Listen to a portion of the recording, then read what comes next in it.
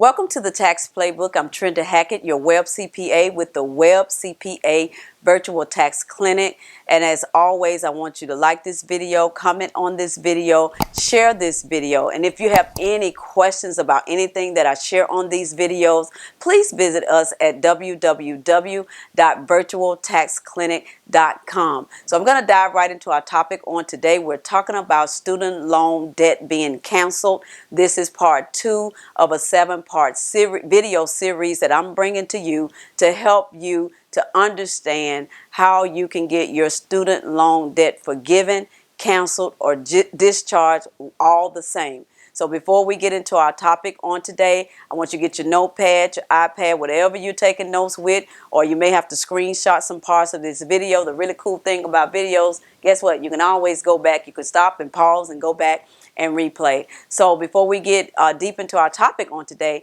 I want you to make note of some key words. Some key words that you're going to hear me talk about throughout the discussion on today. And I want you to think about, as I'm going through each of these items, I want you to think about where your loan falls into, where you may qualify.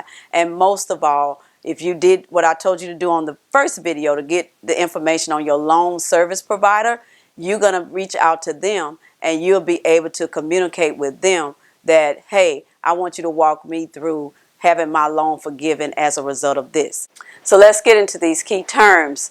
One of the key terms are date entered repayment. If you see here on the screen, when you hear me say date entered repayment, this is some information that you can get from your loan details from logging into your loans. Time in repayment.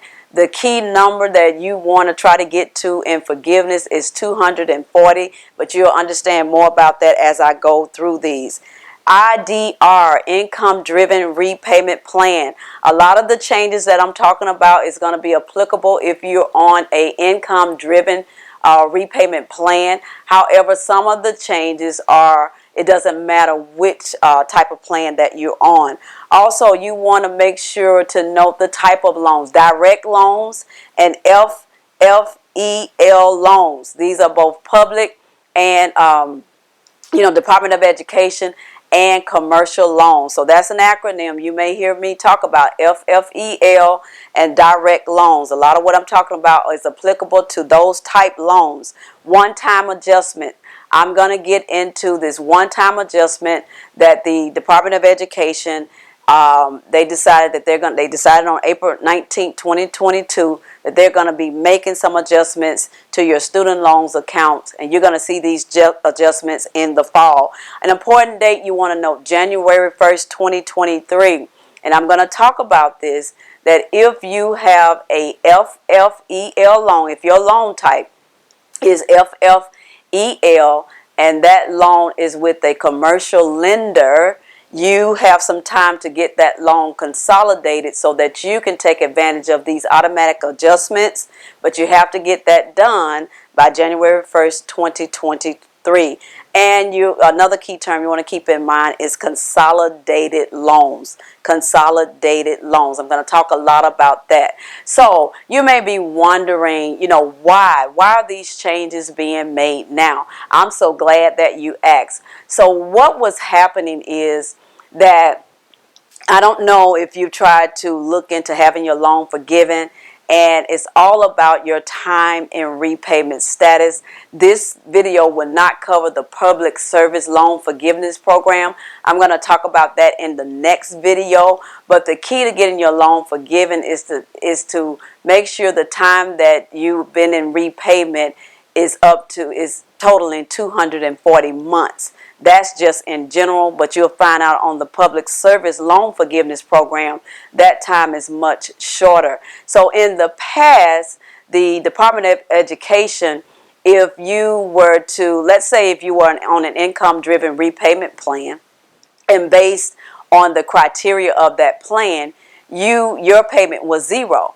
So the Department of Education would not credit you with time in repayment because they're considered that you didn't make any payments. So one of the changes, one of the adjustments that are going to be in your account, if that was you, if you were on an income-driven repayment plan or a payment plan, and based on that criteria and your payment was zero, what the Department of Education is going to go back and do, they're going to credit your account with that as time in repayment. And also there are going to be adjustments made in the area of giving you time in credit for time in repayment due to forbearance, due to deferments. And also the really cool thing about these adjustments that are being made is that they're now going to, it doesn't matter if your loan has been consolidated, but they're going to count the time that you were in repayment prior to the consolidation. So I'm going to get in depth into all of these,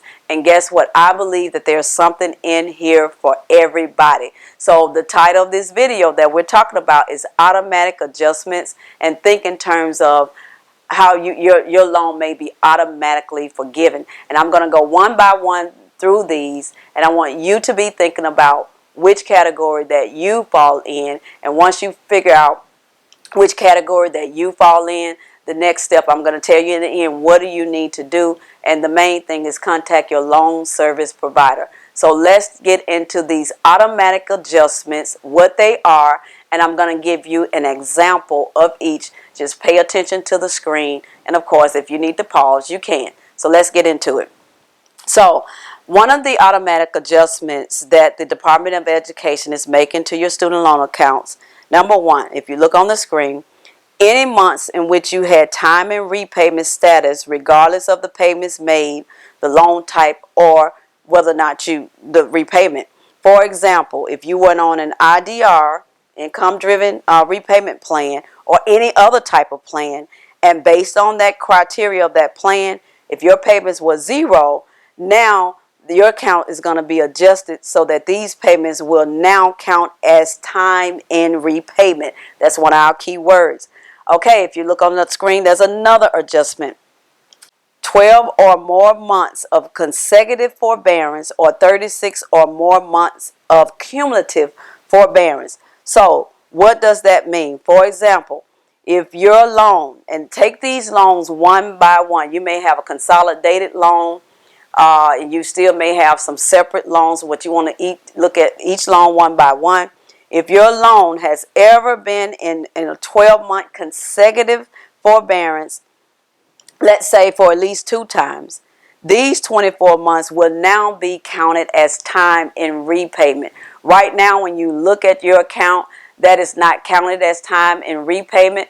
But when the Department of Education make these adjustments in the fall, if you have had loans, any of your loans have been in forbearance for at least 12 consecutive month forbearance, and just think, if it's been in there 2 times, these 24 months will now be counted as time in repayment. Or if your loan has been in forbearance for a cumulative total of 36 months or more, this time will now be counted as time in repayment. Now, there may be some of you that in the past you may have had shorter forbearance periods, and they do not total. They're not 12-month consecutive. They're less than 12 months. They're not consecutive, and they do not total a cumulative 36 months or more cumulatively. These will not be counted. So if you had a forbearance of like 3 months or 6 months, these will not be counted if the total of them do not exceed 36 months cumulatively. So however, what the Department of Education is saying, that you can go to the Department of Education website and you can submit a complaint and ask them to review your account. Another adjustment that they're making is months spent in deferment, except in school deferment. This is prior to 2013. So make a note when you're going to look anytime your loans were in deferment, other than an in-school deferment, prior to 2013. So if you look here on the screen, looking back at your loan history from December 31st, 2012, going back to the date that you entered into repayment status. That's one of our key terms, date entered into repayment.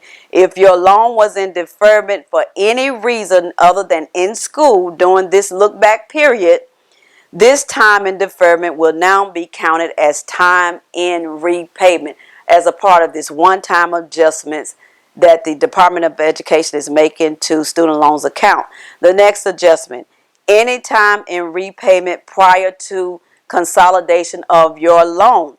So if you look here on the screen at the example, assume that the dates you entered into repayment status on like 3 of your loans were August 12, 2009, December 15, 2010, March 15, 2011, and you consolidated these loans on 11/14/2019.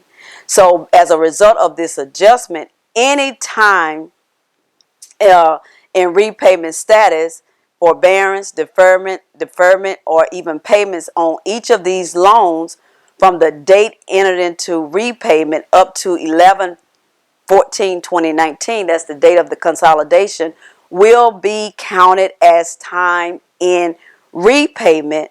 And of course, that's along with any repayments that you've made after the consolidation. Here again, getting you closer to that 240 number. Here again, the closer you get to 240, that's when you can have your loan forgiven. You may be asking 240, that's time in repayment. Now, I want you to note, as I've noted here on the screen, only deferments prior to 2013 will be counted as time in repayment as part of this automatic adjustment to your student loan account. The next adjustment, any borrower, regardless of your loan type or plan that you own, if you have accumulated time in repayment of at least 20 to 25 years, you will see automatic forgiveness. That's right. If they go into your loan account and they say, you know, based on the recalculations, based on adjusting your account, and you automatically get up to the 240, or if they go in there before they making any adjustments and see that, you know what, your time in repayment is more than 240 months, we're going to automatically forgive this loan. For example, if you look here on the screen, at the time of the one-time adjustment, if the date of your loan, if the date that your loan entered into repayment, this is not from the date that you receive your loan. The key date is the date that your loan entered into repayment status. If it was between 1997 and 2002, not considering the consolidation date, because remember, they're going to they're not going to factor in the consolidation date, because if you went from the consolidation date, then you won't have your time in repayment. That loan will be automatically forgiven. So any borrower, regardless of your loan type, who have accumulated time in repayment of at least 240 months or 20 years will see automatic forgiveness. Another automatic adjustment. For commercially held FFEL loans, this is a loan type. Go back to check your loan type. If this is the type of your loan, you can only benefit from these adjustments. You can have your loans adjusted if you consolidate before January 1st, 2023. That means you have by the end of the year. For example, if you have a commercial student loan, and that type of loan is an FFEL, I would encourage you and admonish you to consolidate that loan now. Remember, if it's FFEL on your loan type. Here's another adjustment, just another change. If after making your one-time adjustment, keep in mind, y'all, this is a one-time adjustment to your account, and it shows time and repayment status to be 20 years or 240 months or more. And guess what? If you were still making payments on that loan, so they're going to go back and adjust these accounts and give you credit for forbearance, deferment, give you credit for even if your payment, you were on a payment plan, but your payment was zero, give you credit for all of that time. If that comes up to 240 months, and guess what, you were still paying on that loan, you're going to get a refund of those payments that you made outside of the 240 months as time in repayment. So your loan will be, not only will your loan be automatically forgiven once you get to the 240 months, you will also receive a refund back of the overpayments that you made. I know I covered a lot of grounds here again. Go back to each one of these slides on the screen and see where you fall in. So now you may be asking, what must I do? As always, I'm going to give you some homework. What must you do? First of all, log into your student loan account at www.studentaid.gov. Go back to that previous video. Go into that account and print out your loan history. Find out who your loan service provider is and contact them now. Contact them now. Tell them you were watching a video and you're aware of the adjustments that are going to be made to student loan accounts in the fall, and you're just trying to get some information. You say, I think I fall in this category, and you question that loan service provider till you get the answers that you need. All right, I know I've covered a lot of ground. That's all we're going to talk about today. We're talking about these automatic adjustments and sometimes automatic forgiveness. Be sure to like this video, comment, share this video. Go back and watch video 1, and I'm going to come back to you with video 3, where we're going to talk about how you can have your loan automatically forgiven as a result of public service. So I'm going to talk about the public service student loan forgiveness and some things you need to do now before the October 31st, 2022 deadline. That's all I have for today. Have an amazing day, and until next time, get your homework done. And I'm going to come back with you with some great information, getting you closer and closer to having that student loan debt canceled.